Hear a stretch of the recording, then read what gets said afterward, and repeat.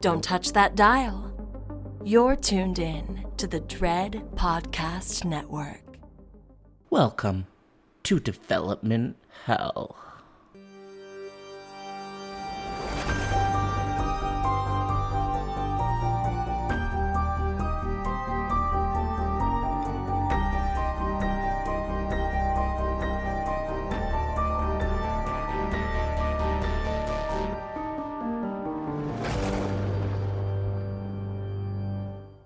For every horror movie that hits V.O.D, countless others end up D.O.A. Development Hell is the podcast dedicated to unearthing these cursed horror productions. We're going to find out what went wrong, and then decide if these titles still stand a shot at the green light. I am your host, Josh Corngut. I am the managing editor of Dread Central. I am also a filmmaker in Toronto, Canada. This podcast is a proud member of the Dread Podcast Network.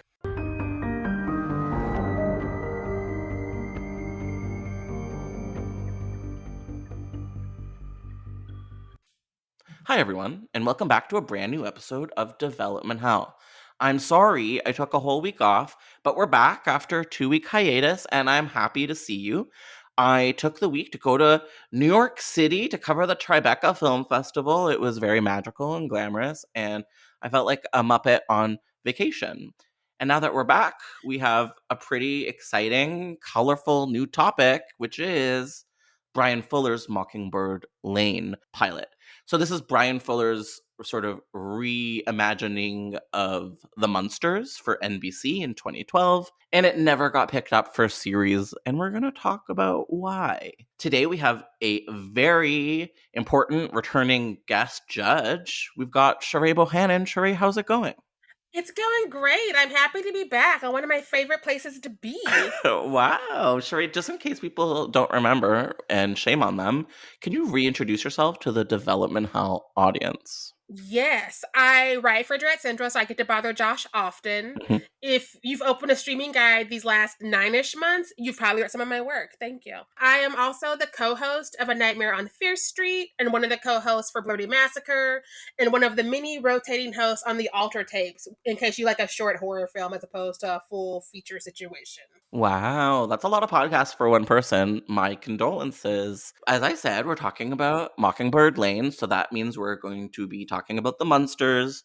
We're going to be talking about Mr. Bryan Fuller, and then of course we're going to be talking about Mockingbird Lane, this series that never made it to air, but spoiler alert, we really liked the pilot. Would you be okay if we started off with just talking a little bit about the Munsters? Yes, please.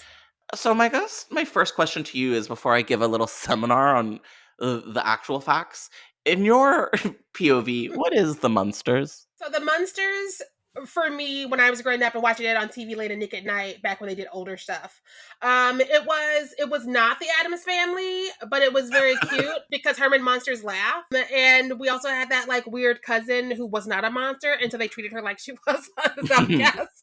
Yeah. And so it was this funny family situation about monsters, and that's my aesthetic. So I live. My interpretation was that it also was just like, is this the Addams Family? I guess it's not. And I don't know what came first. I'm guessing the Addams Family, but I couldn't tell you. I knew this like 2 weeks ago because I put them both on a streaming guide. I want to say the Addams Family started like a week before and then wrapped up like a couple weeks before.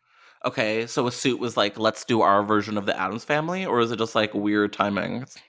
I think it was weird timing. Like somebody probably was like, me and my friend have an idea, and then those friends started fighting. They're like, well, I'm gonna do it anyways. Mm-hmm. And then they were like, oh no, we're both getting canceled. Now what? Oh my god, and they opened up dueling pizza shops, and only one can survive. So if it's okay with you, maybe I'll give like a little bit of a brief summary of the Munsters. Would love that. Thank you. So the Munsters was a sitcom from CBS back in 1964, and it aired until 1966. It was a sitcom depicting the home of a group of friendly monsters. It starred Fred Gwynne as the head of the household, Herman Munster. You had Yvonne DiCarlo as his wife, Lily, who, is a vampire. There's also Al Lewis as the grandpa. He is a Dracula-type character. There was Beverly Owen, but was actually replaced by Pat Priest, who was like the teenage niece, Marilyn, who was like the odd, sort of ugly duckling character, but is conventionally pretty. And then there was a werewolf little boy son by the name of Eddie, played by Butch Patrick. So this little sitcom was from the creators of Leave It to Beaver, and it had the same kind of aesthetic of like a cutesy family living the suburban life, but they're monsters. It had, as we were saying, like a very similar vibe to the Addams Family, but to my understanding, actually rated somewhat higher. So it was like the more popular of the two, which I could have never guessed. Same. I know. Especially because the Addams Family started getting movies sooner, and so it just made sense they would be more popular. And better movies. I don't think, the Munsters never really had big budget theatrical films until soon. Those Addams Family movies, I don't know about you, I am a big fan. I grew up thinking I was Wednesday Addams. I mean, I see it for you to be, are you Wednesday and I'm Pugsley and that's just the truth? That's cool. I like that for us. That's gonna be a Halloween one of these days. What are you doing this virtual Halloween? Because I got a black dress. Oh my god, let's do it finally. I'll come and wait, I don't even know where you live. Minneapolis is not a state. It's a city. Minnesota? Minnesota, yes. Yeah, yes. I did it. It's so close to the wrong side of Canada that you can just get here anyways. Could you tell me what province I live in? I thought you were in Toronto. Toronto is a city, my friend. Oh no. I went to school in America. How dare you? You see, I struggled. So we both struggled, and that's beautiful. I struggled with your state, and no one in the States needs to know about our provinces. It's just not important. But for anyone curious at home, it is Ontario. Okay, back I used to know that, damn it. I used to know it's true. that. Why did I put you on the spot? That was rude. No, I'm so sad. Listen, I didn't know the difference between Minneapolis and Minnesota until 5 minutes ago, but I guessed correct. To be fair, it's just cold and sad. I mean, listen, we relate. Yeah, so there were 70 episodes of this show produced, which seems like a lot considering it only ran from 64 to 66. And it was canceled due to competitive ratings from ABC's Batman show, which is hilarious. A quote from Little Butch Patrick, who said, "I think Batman was to blame for our cancellation. Batman just came along and took our ratings away." That said, the Munsters went into syndication, and that's where it achieved like mega success and popularity. There were a bunch of reboots over the years. One in the 80s. There was a bunch of like TV movies. There was what we're going to talk about today, Mockingbird Lane in 2012. And of course, there's the upcoming Rob Zombie directed Universal feature film adaptation. You kind of answered this question for me already, but like, do you have like a relationship with the Munsters? Is it just the Nick at Night sort of phenomenon for you? That's kind of it, because as a kid, I loved older sitcoms, especially ones that were a little bit darker. Mm-hmm. And the Munsters and the Addams Family is what was considered dark for their day, and so I gravitated to them. And I loved that they lined them up so I could catch one and then run to another channel and catch the other one. Like on Sci-Fi. You were so spooky. You were a spooky kid. Right? I needed extra spooky. And so I was getting double helpings. But like I never saw like an overall plot or arc. I don't know if they ever had any because I saw them so randomly. Mm-hmm. So I'm loving that they're like on places I can stream them now if I ever get time. I would like get really high and watch all of the Munsters one of these days. That's what I want to do for the 4th of July. Let's do it. Did you guys ever get the new Addams Family, like from the late 90s? No. I think it was Canadian, but there was a show here called The New Addams Family, and it was like very bad. Very original. But I liked it. I would have watched it. Like, I watched Big Wolf on Campus as a tween. So, like, it's the exact same energy as Big Wolf on Campus. It feels like it, the way you described it. And I was like, you know what? I would have done it. I did Young Hercules. So, like, who am I? Oh, well, Young Hercules was good. What are you saying? Stop. Ryan Gosling was cute. That's what it was. Because, if you really think about it, was it a real show? Or was he just there in his, like, muscle shirts? He was a cutie. I've been rewatching Breaker High. I never got to see that one. Okay, Breaker High was a show with Ryan Gosling where he attended high school on a cruise ship. And every episode, the high school kids would like go to a different country and learn about their cultures. And it was like definitely racist, but like also educational. It was so good. I just, there was this moment in like the early aughts where it was like a charming Canadian racism, and I think it's Mm-hmm. because it was a different kind of racism Mm-hmm. than here. So we're like, You, oh, that's you, charming, you really got it on the nose. you really got it. right? Because Um, I think about the mhm. stuff we used to watch, and I'm just like, is this what you did to Jimmy Degrassi? Is it really what you did? It is. Yeah, we're violent. We're just nice about it. Can I Right? tell you about my relationship with the Munsters, Yes, Sheree? please. So I've never seen an episode. I don't know. I don't understand why exactly. It's never really been on syndication around me when I've had TV. Yeah, so I've never seen it. I've No. seen what we're watching today, but I know every possible detail about the original series because I am the managing editor at Dread Central, and I have written I don't know how many articles about the upcoming Rob Zombie movie adaptation. And so for every article, I have to like change it up and like get a different fact from the original series into it. So for like, it must be 100 articles that I've written now. And for each one, I do something different. And so, wow, do I know a lot of random crap about the Munsters, yet have never seen it. I included the original show on one of my streaming guides and forgot that that was the first image. And so I thought my article was you and I was tagged in the wrong article. And Yeah. cause I almost messaged y'all to be like, hey, this isn't mine. Like, oh wait, no, it's a streaming guide. Shh. Yeah, there's a lot of visual options for the Munsters in our WordPress because of me in every article that I've ever had to write. So I'm kind of like trapped in this bizarre purgatory of like constantly having to write about the Munsters, and that is my personal relationship with it, to the point where I was doing the research for today's episode and I was like, oh no, the Munsters are back. No. But at the same time, I'm not mad at them. It's not their fault. Did you think about abandoning them for Wednesday? I mean, I wish that I could. I'm more of an Addams Family guy. I am interested in this Wednesday show. I don't even like Tim Burton anymore, but I'm gonna watch it. Tim Burton is almost on the same level as J.K. Rowling when it comes to like disappointing us, to our Listen. heroes ending up monsters at the end of the day, but also having provided me with like so much content that formed me creatively that it's tragic and it's kind of Greek, really, at the end of the day. Right? Yeah. Because like he was the Bryan Fuller for those of us who were kids in like the 90s. And then we got older and we're like, well, let's also actually go follow Bryan Fuller now. And it was the better choice because as far as I know, Bryan Fuller's out here embarrassing me when it comes to talking about diversity in his work. I don't think so. Bryan Fuller seems like a really cool queer guy. He does. And Tim Burton, I think, has just put his foot in his mouth way too many times when it comes to diversity and race.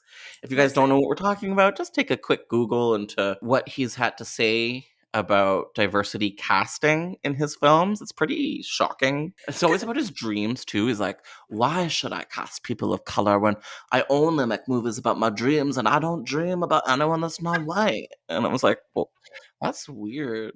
I was like, your dreams are racist too, Timmy. Your dreams are racist too. What did he say once? He was like, well, there's black exploitation movies and they don't cast white people, so why should my white movies cast them? And I was like, you're talking to the media. Like, you need to stop. Listen. He's hell. But he's made some of my truly so many of my number one favorite film of all time is Sleepy Hollow. I found it easy to get rid of him because most of his movies have Johnny Depp in them, and Johnny Depp has been a same pile of shit for so long. Oh no! Remember when he did The Lone Ranger and he played Tonto? Remember that? What was he in? Oh yeah, that wasn't even that long ago. I refused to watch it, but I saw him in the image and like, this is where we have to separate, Johnny. I've been hearing stuff, but this is too far. I'm done. You were early to the game. Listen, always leave early. Always leave early and always arrive late. So yeah, that's I think we have some pretty unique relationships with the Munsters. Maybe we aren't the number one resources for Munster information because we haven't seen the show, but at the same time, we're who we are. We can fix it. It's on Tubi and Pluto TV. We can get drunk and fix this next weekend. Sharai, okay, I have a question for you. Yes. So there's this man that created Mockingbird Lane, the project that we're talking about today. Yeah, is Bryan Fuller, and I'm like, who is this man? Because he just seems like a cutie. Listen, Bryan Fuller is a genius whose shows are forever being canceled early. Let Oh, me walk you through the world of Fuller, or the Fuller universe, if you will, the Fullerverse. okay. Um, so Bryan Fuller, aka the man I call Daddy, don't tell him. Okay. He is the creator of NBC's 2012 Munsters reboot Mockingbird Lane. Hmm. Yes. But also, he has given us so much as a writer and producer of television. He created Dead Like Me, Wonder Falls, my personal favorite, Pushing Daisies. If you've not seen it, go do that now. Stop what you're doing, go do it now. If you're driving, I don't care. Stop. Watch Pushing Daisies. You've just killed so many people. And they're welcome, because they hadn't seen Pushing Daisies. So what was the point of living? Oh wow, Like, that was good. Okay, yeah, okay, all right. he also gave us Hannibal, the series, and American Gods, which is still on Stars, I believe. No. Yeah. In addition to all of this, he has also worked as a writer and executive producer on the Star Trek television series Voyager and Deep Space Nine. I haven't seen either because like Star Trek is triggering for me, but I'm going to because he did it. It's been in my queue forever.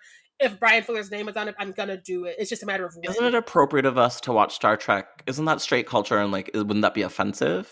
That's Like, just it. I'm hearing the newer Star Treks are getting very queer, and so wow. it might finally be our time to jump in, like a bad game of Double Dutch. Okay.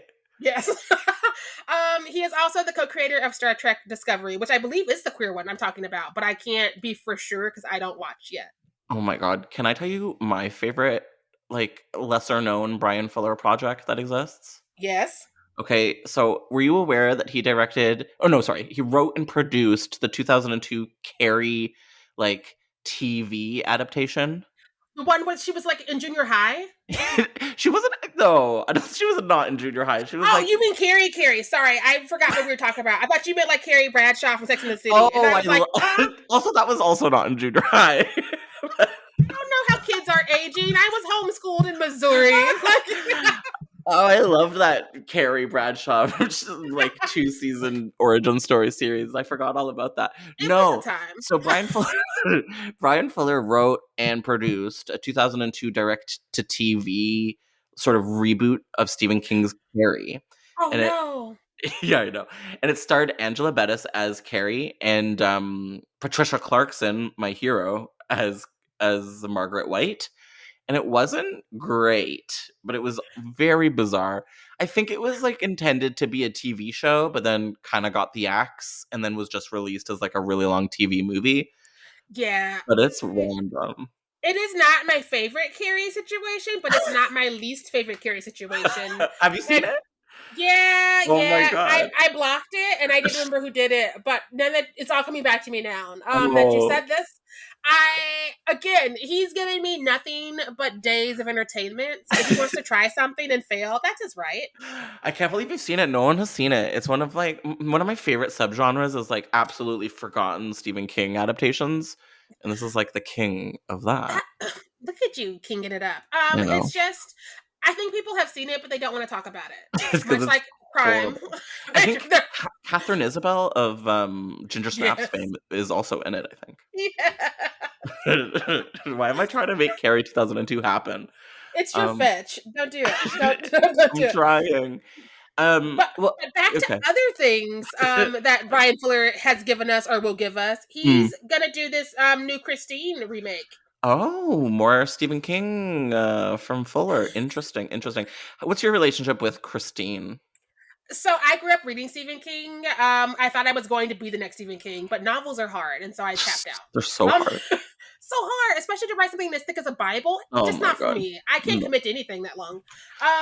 Christina is not one of my favorite books, but it wasn't my least favorite book. However, the movie, which I really like John Carpenter's Halloween and some other stuff John Carpenter's given us, but I did not dig his Christine take. Mm-hmm. And so I'm hoping that the Fuller aesthetic will embrace her and make her the badass that she could be. Interesting. I feel like it gets a bad rap because it's like, ooh, it's a killer car, and it's like such a silly log line. But maybe it has potential to be good. I have not. It's one of the Stephen King books I have not read, which is a lot because I've read a lot of them. But I think one of the reasons I never read it is because I was like, Killer car, okay. And I, although I read some of his short stories about killer cars, and they're great. Like Uncle Otto's truck, get into it. But I'm I'm gonna go to bat for Uncle Stephen this one time, and saying that the book was so much better than that movie, because the movie cut out so much, because you have to cut out a lot of Uncle Stephen's stuff, and they cut out the heart of the book, and so you don't see that this boy's becoming possessed, and you don't have this timeline that makes everything make sense, and so people are just like doing weird shit and moving through it like a Lifetime movie. And I'm hoping that like with the Fuller embrace, we'll get more of the actual heart of the book, so we can actually be invested, not just be like, this car killed somebody, why am I here? That is exactly how I would describe Christine. Yeah, I'm rooting for Daddy Bryan Fuller. I am. I think that he could do it. Let's queer up Christine. Whenever I think of Christine, I think of that Rebecca Hall movie where she does bad things on TV. Do you know what I'm talking about? Oh no. Okay, Rebecca Hall of the Night House fame was Yes. in this movie called Christine, based on a real woman, I forget her last name, named Christine, who, spoiler alert, like was a TV on-air reporter who like dies by suicide live on television. Oh, that's new, right? No, within the last 5-10 years. That's new for me because I've not seen Yeah. it. Yeah. Yeah, no, I have heard of that story, unless it's a newer one, because I mean, time is weird. Mhm. But like, I know that happened to a reporter in the last, like, during this decade, like during this pandemic, a reporter. Oh, really? Yeah. Yuck. Interesting, though. Yeah, so I don't know if this is a different situation, or I don't know. I don't know timelines. Probably. But I think so. yeah. I think likely. It's weird that this has happened more than once. Yeah. Although it does make for an interesting narrative device. Listen. So if we had to pick, you and I, right here, right now, our favorite number one, can only bring one with us to the other side, Bryan Fuller project, what is it? Pushing Daisies, Me and the Pie Maker and Friends all day. You? Yeah, Pushing Daisies is definitely up there. I'm also a big fan of Dead Like Me. Yes. No, it has to go to Pushing Daisies. You're right. It Pushing does. Daisies is just so magical. Those mermaid ant ladies. Oh my Come God. on. It was my favorite show, and when it was canceled, I gave up TV for a year. And I don't know what you know about me, but TV was my best friend at the time I gave it up for a year because I was so mad. Wow. See? We're taking it seriously, Bryan. Bring it Listen. back. Everything else is coming back, but Every not time they Pushing tease Daisies? me, because they're like, maybe on Broadway, maybe on a movie. And I'm like, I don't care. Just give it to me now, Daddy. Give it to me now. And he's like, stop calling me Daddy or I'll block you. I'm like, okay, fine. He's like, I'm gay. He's like, I don't know you, weird more girl. than anyone else. I think Pushing Listen. Daisies would be a great Broadway show. Especially because Kristen Chenoweth can do all the notes. Oh, yeah. Oh, yeah, I forgot about her. The cast stopped aging when the show was canceled in protest. What's the lead guy's name? I always forget. Do you mean Ned, played by the so tall and so lovely? Yeah. Yes. That's exactly what I'm talking about. I mix them up with so many people, but yeah. No, Lee Pace has always been a gorgeous man. There he is. Yes, Lee Pace. He was too talented, too smart, and too beautiful to be a straight man, and I always knew this in my soul. But when he came out with Missy Elliott gifts on Twitter, that's when I was like, I can still make it work if you can. I can get creative. I didn't know he was queer. That's incredible. Oh, whoopsie. It was Twitter back when I was in Chicago, so like before the pandemic, so maybe people were still hustling and bustling. But he did it with Missy Elliott gifts from Gossip, because like some reporter was being an asshole as usual and just like harassing him. And so he finally went to Twitter and was like, people keep asking me, and I've never really been ashamed of it. I just think it was anybody's fucking business, but if you really care that much, Missy Elliott gift. And then he went into it, and I was like, oh my God, he's so salty and sassy, and I love him even more. He had to. I mean, so clearly he's been queer this entire time. It makes sense, because all of his movies are quality movies. He doesn't do shit. No. The Fall. Listen, there's lots of crap gay content in this world, and we have to be honest with ourselves about that. Listen, all I know is Lee Pace only knows how to make hits. I've yet to see him anything bad, which is why I was not surprised that him and Bryan Fuller were like, let's do Pushing Daisies to make the best show on earth. Bring it back, okay? Listen. It got 2 seasons, right? Or is it? It Remember? had two. So what happened was it started and it was like winning people over, and then the writer's strike of that era was like, haha, no more. Right. It was a writer's strike. And when it came back, like the second season was trying to like figure out how to like make up for what they didn't get to do last season and move forward. And then like ratings plummeted because people were like, what is TV? We forgot. And so it was one of the casualties, unfortunately, of the writer's strike, like so many other shows. But this is what really mattered to me. Yeah, it was incredible. And I think Yeah. another project of his that may have been my favorite if it had had more than one episode was what we're talking about today, which is Mockingbird Lane. I see so much pushing daisies in Mockingbird Lane that I it see it hurts my too. soul. Yes, the aesthetic, the Fuller aesthetic is present. So we've said it a couple of times, but Mockingbird Lane is a 2012 TV special, I guess technically, that was Yeah. a spooky but also comedic reimagining of the Munsters. It was developed on NBC this time around by Bryan Fuller. And before we get into the nitty gritty details of it, I think we should stop here and just mention there was a problematic figure involved as director. Yeah. So, yeah, Bryan Singer, who you may know from, I think, the X-Men films, An Hmm. Apt Pupil, I think, Yep. was the director of this project. Do you want to sort of lead us into why this might be a controversial figure? So Bryan Singer has been a known predator for quite some time now. Underage boys were stepping forward from apt pupil and projects afterwards to talk about things that he did to them and things that he did and made and recorded. Mm, And it's been like a gross ongoing thing. And he still kept making more X-Men movies. And we're like, but like all these kids are coming forward saying this happened. Should we not stop him from working? yeah. um, And the answer right? was no, we're not going to stop. Because people just don't care about other people. No. I wish I remember the story Elliot Page was telling about how Bryan Singer sort of outed him before he was ready to come out. Because like we all love Elliot Page, and like it's been a very overarching coming out process. Hmm. Because yeah, and like one of the first stops Bryan Singer sort of ruined on set of X-Men by saying something like bullshitty to him. And I wish I remembered it, and I wish I remember where I read it from. Because I mean, like, it's part of the bigger monster. Hmm. That a person who is doing things to children is also outing people. Like, that's nobody's, you don't do that to somebody, I feel. No. No, that's abuse for sure. Yeah. And I think it just shows what kind of a director he was, but he kept working because we don't stop monsters, unfortunately. No, I have a feeling, but I can't confirm it, that since the Me Too movement, that Bryan Singer has sort of retreated into the shadows, which is where he belongs. I think one of his last movies was Bohemian Rhapsody, and Oh there my might be god. something afterwards, but I don't remember what it was, if it happened or if it Okay, got well, Bohemian pulled. Rhapsody was like 5 minutes ago, so. Right? Like, again, like he was nominated for things for that, and people were finally like, we can't give him an award, so we're gonna just remove the movie. And people who saw the movie, I did not, because Bryan Singer was attached, said the movie was kind of awful and sort of did Freddie Mercury a lot of injustice. I did And not see it, and I'm I disappointed to learn that he was involved. And yeah. there's a lot of crappy figures in Hollywood, and they're going to be attached to stuff that we're going to talk about. So I guess it's important to just spotlight what's going on. And it's unfortunate that it has to happen with almost every episode, I feel like, these days. But I am the bringer of bad news. I you are the but harbinger.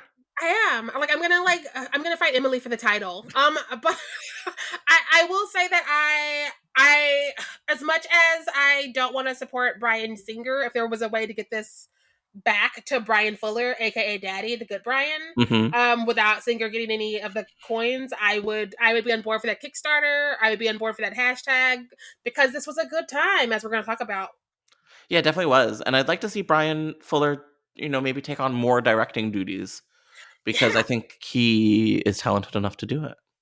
He can do anything. He can do no wrong. He is my daddy. Me too. But I respect that he's like, I want to be a writer and a producer, because I am a writer and producer, and I have fun directing, but like it's not my like Hmm. ministry. Hmm. And so I would, if I could pick and choose, I would pick those two hats probably as well. Well, to dig ourselves back out of the well of terror and abuse, the pilot for Mockingbird Lane aired on October 26, 2012, and was sort of featured as what NBC noted as a Halloween special. It was a Halloween themed sort of mm, event that led into their supernatural drama Grimm, and was given the option to be renewed as a series, but spoiler alert, it was not. So Again, I know, thwarting his genius before we even get anywhere. constantly this time around earlier than usual, didn't even get a season. Know why network TV hates Bryan Fuller. They're like, your shows are too smart and too fun. Go home. And I don't I'm know. suffering every time. They're maybe a little too outside of the box aesthetically. And that's why I need to escape them because, like, I want to have good things. You deserve them. And what's kind of surprising is that it did fairly well. Like, a lot of people watched it. It was seen by 5.5 million people. It did well with the like important 18 to 49 age group, and yet still it wasn't picked up. So if you're into this, let's talk about some of the cast and their characters and sort of how they reworked them for a sort of more modern take on the Yes, because Munsters. I got thoughts. So we've got Jerry O'Connell here as Herman Munster. This is a much sort of sexier reimagining of Herman, and I would also say more of like a tragic reimagining. He is sort of stitched together, not green, and has a heart that needs replacing because he loves too much, which is it's a little chintzy, but I like it.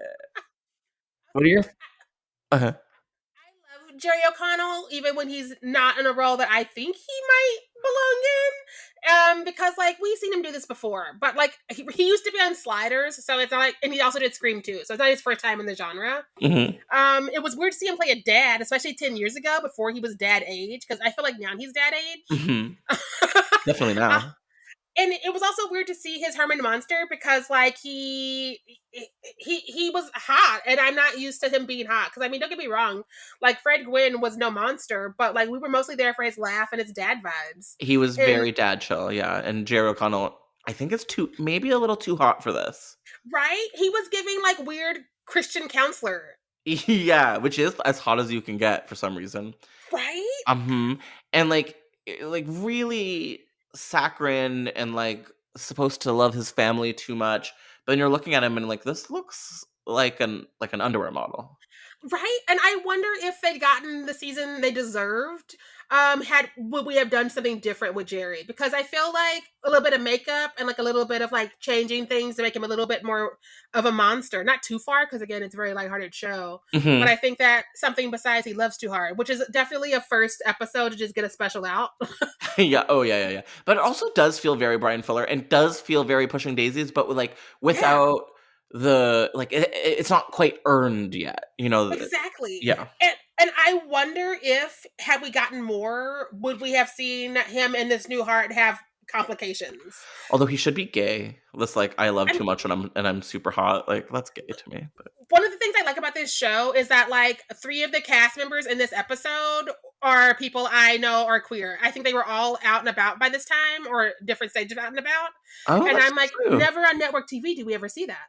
That's true. There were a lot of queer people here. And the next person that we're going to talk about is like famously one of the most famous lesbians in Hollywood. We've got Portia de Rossi as Lily Munster. She is the better half. Yeah.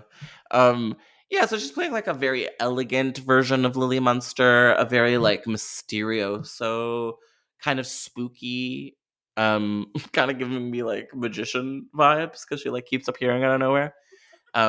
And like out of spider dust or something. It's like, Listen. How would you describe the way that she like evaporates? It's definitely ghostly, and it's definitely 2012 CGI on broadcast TV.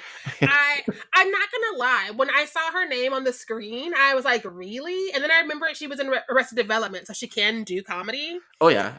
We didn't get her to doing a lot of it in this one, but also it was a solo standalone episode. And so I think that they would have pushed her further and she would have gotten to show what she could do. I know. While also being a spider lady. She's a spider lady. She's easy to sort of hate on, but There's this other show that she was on that's so easy to hate, but then you watch it and it's incredible. It's called Better Off Ted, and she was good in that too. No, So she's secretly kind of okay.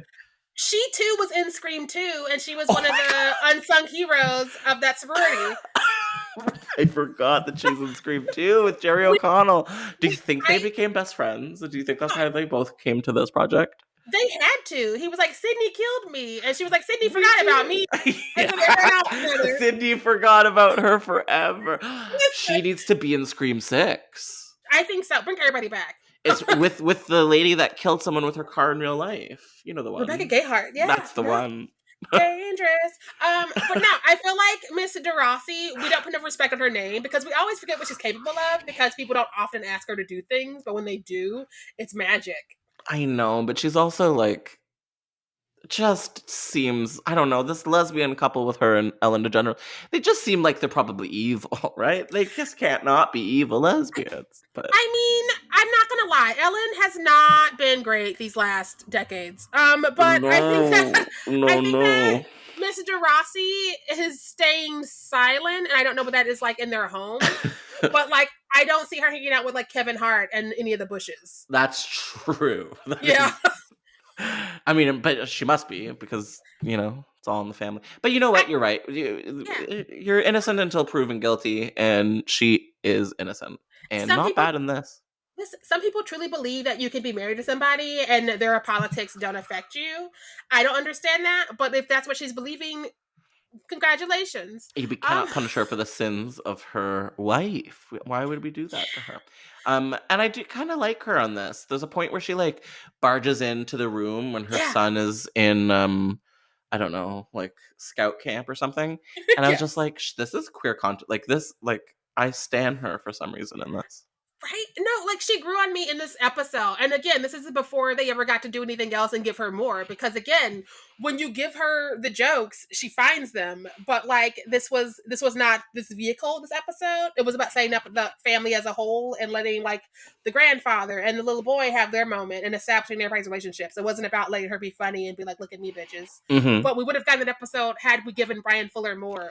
Stop canceling Bryan Fuller's stuff. Stop doing it, people. Even the straights like him, okay? People like Hannibal. I am here from the straights, people I am ashamed of, to tell you to stop canceling Bryan Fuller's shit. Oh my God, why are you coming out as how? Because it means that much to me. I am willing to own the I thing was trying to protect you. I usually just hide in the shadows and hope nobody asks me. But like, this is too big. Like, wow, you're canceled. So the next person that we have to talk about, although I'm not really interested in doing it, is Charity Wakefield, who I've never heard of, who plays Marilyn Munster, the like classic pretty blonde who is like, you know, the shunned one of the family and is ironically considered to be the ugly duckling, but is like clearly pretty. Who is she? Do you know who this woman is? I've never seen her before.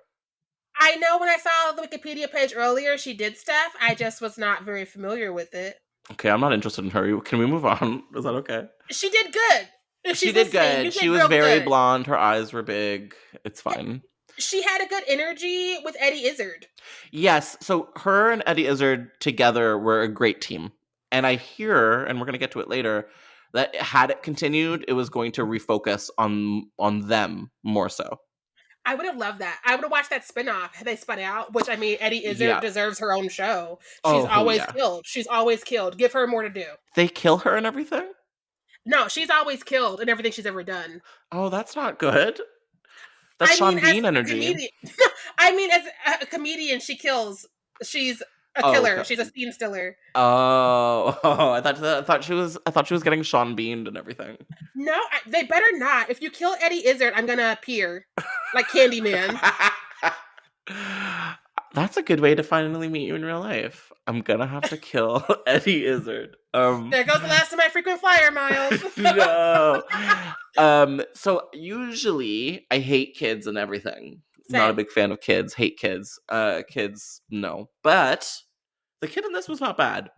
We've got Mason Cook as Eddie Munster, a seemingly normal preteen who is also a werewolf and has an interesting teaser sequence where he like turns into a werewolf and like kills all of his camp friends. Yes. But then they're not actually dead, which is a bit of a... I thought they were really killing a bunch of kids in the opening, and I was really excited about it. But no, it was a cop-out. I'm not gonna lie. For a split second, I panicked, and then I remembered it's a Bryan Fuller thing, so we're not just got a bunch of black people up top, because like he went after the black people, and I was like, no. That's true. One black kid has one line and then immediately dies. That's true. And then the counselor dude who's also black, and I was like, yeah. No, and then the fat character immediately as well. And then the random Asian kid who even get a name. And I was like, no.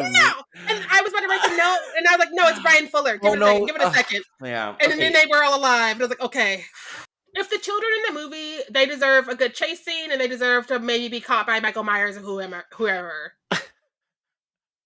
He did good. The whole episode is sort of about him. He's a little bit of a protagonist energy, and like his parents trying to decide if they need to tell him if he's a spooky ooky ooks, which like clearly you are. Like your mom's a witch. This your dad's dead. Listen, he knew something was off, even if you don't want to talk about it. That's true. I love this little boy because he reminded me of Ned from Pushing Daisies, and that he had this thing, even though he wasn't aware he had it. And the way he's discovering it. And I also think that had this continued, we would have seen at least 90 billion essays on the internet about how his werewolf transformation is him figuring out that he's a queer character. Oh, it was so obvious to me that was sort of the metaphor here. That was like, that hit me right away. So I'm glad that you brought that up. And the sad part is, because of the time, those essays would have been written and published by straight people who would have fucked it up. So maybe we dodged some bullets by just not making. Can you imagine? I can already see the bylines on that, and I just don't want it in my soul. I can too. Okay, moving on. We've got Eddie Izzard as Grandpa, Lily's father, also a vampire. A lot scarier this time around, Grandpa, than in the Munsters. Much darker, very funny, very I don't know, witty and out for blood. What do we think of Eddie Izzard as Grandpa? I have always loved Eddie Izzard. As a child, I'd watch her do stand-up, and she would talk about how she's just like, I forgot what she called herself at the time, and I don't think it's an appropriate word anymore, so it's good I don't remember. But like, I remember just being infatuated with her because her humor is it's always so dark and so funny and so truthful. And I just aspire. And to see her bring that to this character with the delivery, like, I felt like I was watching like a Broadway lady who's retired come to TV to be like, I'm done with Hollywood hours. Let's go. Big time, yeah. It's big Patti LuPone energy here. Yes. Like, she would have fit in with the sisters from Pushing Daisies. They would have had a nice little treehouse of bitter old ladies. And I would have been here for it. Was it Patti LuPone on Pushing Daisies? Who played the sister? She did an appearance, but like it was Swoosie Kurtz and Eileen Green. Okay, interesting. I don't know why that's like buried in the back of my brain. I used to watch Pushing Daisies all the time. I appreciate an encyclopedia person. Listen, was Eddie Izzard always out as queer? She used to say that she was a man who liked wearing women's clothes. I want to say she used to say she was a transvestite, which I don't feel is a word that is aged well. So if I just don't think it's really a word anymore. I think it's a dead word. I think it needs to be, because I never felt good about it in my soul, but also I was a bumpkin in Missouri, so people were saying the things. I don't know. Words change. Listen, and so I'm happy that she has come out and she's like, hey, these are my pronouns, and I'm sad the internet is shitty about it as usual. Who was shitty about it? The internet. Oh. Well, I love it. I'm so happy to see her being her happiest self, looking beautiful. And even in this, there's a sense that, I don't know, there's a real matriarch feminine energy in this Grandpa character. And it's not just the manicure. It's not. It's the capography. It's the way she cuts at the husband. Yeah. It's totally. It's everything about her. She's just an inherently matriarchal character. And I aspire to be this kind of a broad or a dame. Mm-hmm. Oh, what a broad. What a bloody broad. I want that on my tombstone. I'll engrave it. Don't you worry. Yeah, this series never made it. It got canceled. It was only ending up as a 1-episode pilot, aka Halloween special. And it's really traumatic. And do you want to know some insight into maybe why this never continued on into series? Yes, I want names. Well, I'm going to give you names. NBC chief executive Robert Greenblatt said this about why they had to sort of pass on the series. And he says, "We just decided that it didn't hold well enough together to yield a series. It looked beautiful and original and creative, but it just didn't come together. It just ultimately didn't creatively all work. We felt great about the cast, but we tried to make it not just a sitcom. We tried to make it an hour, which ultimately has more dramatic weight than a half hour. It's hard to calibrate how much weirdness versus supernatural versus family story, and I just didn't think we got the mix right." I'm gonna fight Robert. Robert's dead meat, honey. Yeah, this is bullshit to me. This seems It like a is. lie. Because here's the thing. If this was a special standalone episode, and so you told them to fill an hour, and they filled an hour because Daddy Bryan Fuller don't know how to not fill an hour. But if you said, "Hey, yo, let's do a half-hour sitcom situation," he would have given us the best sitcom of our lifetime. But instead, NBC is like, "We hate joy. Snatch the rug." Mm-hmm. I almost feel like there might have been something going on behind the scenes because, like, you have a fully rounded entire show in 40 minutes Yes. here, which, like, Yeah. even for, like, some other good pilots, they don't really manage to pull together. And this did it. So either he's terrible at his job or he's not saying the whole story. He's not saying the whole story. And also, while I'm gonna fight him, I need to see the receipts to make sure that like Bryan Singer wasn't out and about doing stuff. That was also a liability. And he was like, we can't be responsible for what's about to happen here. Yeah, I'm disappointed. There's also an article from Deadline from 2012 that mentioned that even though it did so with ratings, as we mentioned earlier, with 5.5 million views, they just didn't make it to series. But if they had, as I mentioned, they were going to sort of pivot to Marilyn and Grandpa, and that was going to be the focus because I do think it was the most successful part of the show. Yes. With them sort of like being kind of spies together in the woods. Yeah, him giving people blood. I mean, yeah, Grandpa giving people blood cookies. The blood cookie was funny. Yeah. Oh yeah, and I forget her name, but there was that actress that was on Mad TV and the Mindy Project. She's played the character she's played in Mockingbird Lane. She's played in Pushing Daisies, and I think Wonder Falls. Like the exact same character? Yeah. Oh, that's very interesting. Yeah, like the Fullerverse is wild. Oh, that's really interesting, really funny. Yeah, she's hilarious. I wish I had her name, but I don't. I'm sorry, everybody. I should know. She's been around forever. I'm an asshole. I think her husband was the voice of the Crypt Keeper. Oh, that I love that even more. Oh my god. Like On Kassir or something like that. Yeah. Fuller thinks of everything. Give him more shows. I stop canceling them. Glass half full. No, that's not good.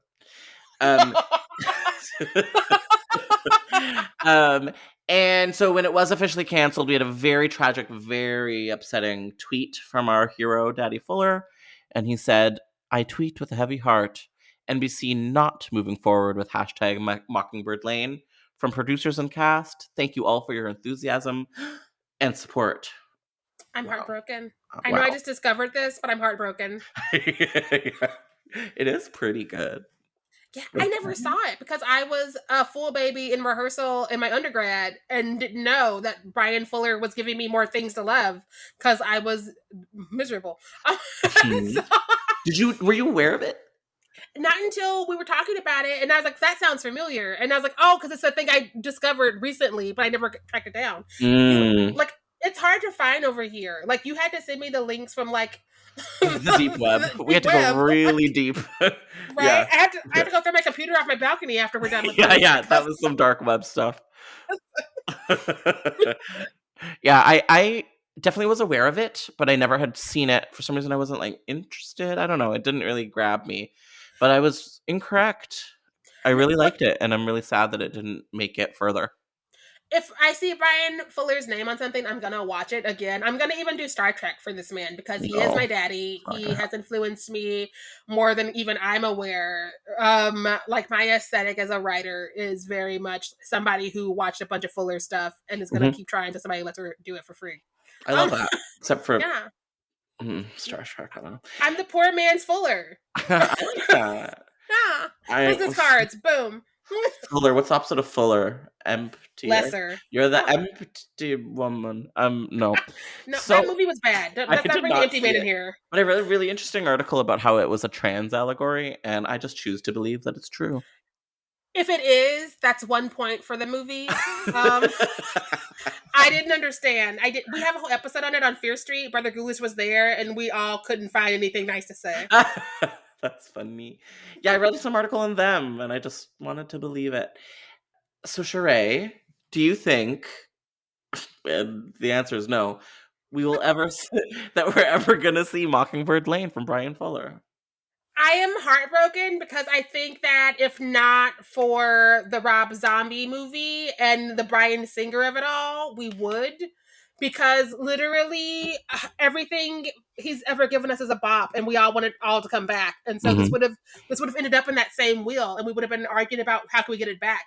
But I think that because of the Rob Zombie situation, it's gone now, and that makes me so bitter. Yeah, we would have had 2 seasons. It would have been canceled, and we would, yeah, you're absolutely right, still be like petitioning to get it back on the air. Listen, I am pushing Daisy's drive tonight on change.org. I'll support it. I'm gonna support it. Wonder Falls would have been cool to get back to. Speaking of Canada. I feel like Wonder Falls is probably my second favorite in the Fullerverse, which is wild because I think most people think I'm going to go for Hannibal. And I love the first 2 seasons of Hannibal. I'm finishing season 3. I swear I will. But like, I don't know. I respect that he can do so many different things and he can give us some darker shit. And he can also go like very light and almost like if Disney were cool. Mm-hmm. But I aspire to that particular kind of magical realism that's a little bit twisted and dark, but not too twisted and dark in my own writing, even though I'm a dark and twisty bitch every other day. And so I'm just here for like the Pushing Daisies and the Wonder Falls. Well, you can always use it for your own inspo as, you grow as a creative. What does that mean? Sharai, where can you be found on the internet if you so wish to be found? Yes, you can find me at Miss Sharai. There's 3 S's in there, y'all. Sorry about it. On Twitter and on Instagram. You can also find me haunting Josh at Dread Central if you are into reading. If you're not into reading, I have 3 podcasts. A Nightmare on Fierce Street is it's at Nightmare Fierce on Twitter and A Nightmare on Fierce Street on Instagram. And Blerdy Massacre is at Blerdy Massacre on Insta and Twitter. And the alter tapes you have to find through Anatomy of a Scream Pod Squad. It's a little bit trickier, but worth it. And if you're listening with us, you probably are familiar with the Anatomy of a Scream Pod Squad because it's our origins. Right? Yeah. We're like cousins. We truly are. Blood cousins. Thank you for talking with me today, Sharai. Yay. Always. Thank you for having me on Talk About Daddy. Anytime.